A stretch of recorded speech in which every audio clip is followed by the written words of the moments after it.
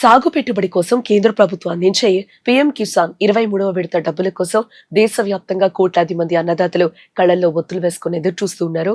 అయితే మీ అకౌంట్ లోకి 2,000 రూపాయలు రావాలంటే జూన్ 30లోగా ఓ అత్యంత కీలకమైన పనిని అయితే మీరు ఇక్కడ ఖచ్చితంగా పూర్తి చేయాల్సిందే. నిర్లక్ష్యం చేస్తే మాత్రం చేతికి అందాల్సిన నగదు నిలిచిపోయే ప్రమాదం కూడా పొంచుంది.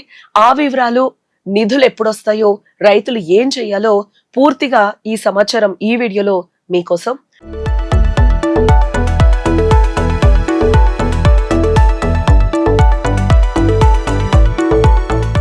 నైరుతి రుతుపవనాలు విస్తరించడంతో తెలుగు రాష్ట్రాలతో పాటు దేశవ్యాప్తంగా సాగు పనులైతే ప్రస్తుతం ఊపందుకున్నాయి.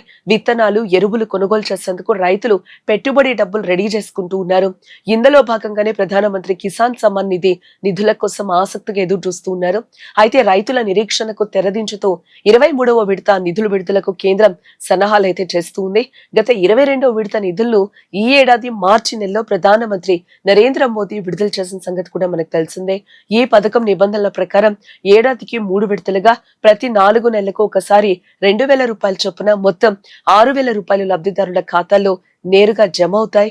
మార్చి నుంచి లెక్కిస్తే జూన్ నాటికి 4 నెలల గడువు ముగుస్తుంది. దీంతో జూలై మధ్యవారంలో ఈ 23వ విడత సొమ్మును రైతుల ఖాతాల్లో జమ చేయనున్నట్లు తెలుస్తుంది.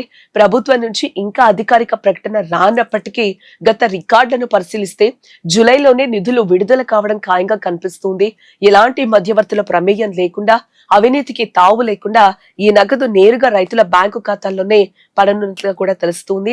పీఎం కిసాన్ నిధులు క్రమం తప్పకుండా అందుతున్నప్పటికీ క్షేత్రస్థాయి పరిశీలనలో లక్షలాది మంది రైతులు ఇంకా తమ కేవైసీ ప్రక్రియను అయితే పూర్తి చేయలేదని అధికారులు కూడా గుర్తించారు. లబ్ధిదారుల వ్యక్తిగత సమాచారాన్ని ఎప్పటికప్పుడు అప్డేట్ చేయాలనే ఉద్దేశంతో కేంద్ర ప్రభుత్వం ఈసారి నిబంధనలను అత్యంత కఠినంగా అమలు చేస్తూ ఉన్నట్లుగా కూడా తెలుస్తోంది. స్థానిక పరిపాలనా యంత్రాంగం మరియు వ్యవసాయ శాఖ అధికారులు వెల్లడించిన దాని ప్రకారం జూన్ 30లోగా రైతులందరూ కూడా విధిగా ఆధార్ అనుసంధాన ప్రక్రియనైతే ముగించుకోవాలి. ఈ గడువు దాటితే తదుపరి విడత డబ్బులు పూర్తిగా నిలిచిపోతాయి.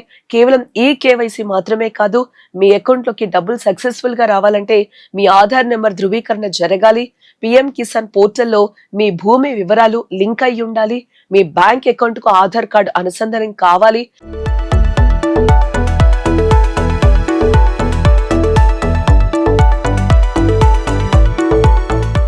అలాగే బ్యాంకు ఖాతాకు ఎన్పిసిఐ సీడింగ్ కూడా పూర్తి కావాలి.